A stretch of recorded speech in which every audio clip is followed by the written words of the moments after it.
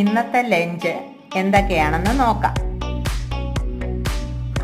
ചോറ് വയ്ക്കുകയാണ്.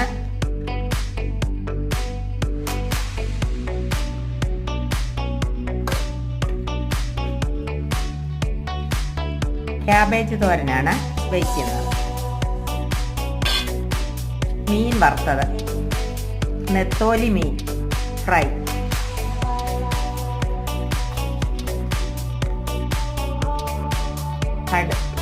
അടുത്തതായി മാങ്ങാച്ചാറാണ് വയ്ക്കുന്നത്. മീൻ വറുത്തത് വെച്ചു, ഇനി മാങ്ങാച്ചാർ. അങ്ങനെ ഇന്നത്തെ ലഞ്ച് ബോക്സ് റെഡി.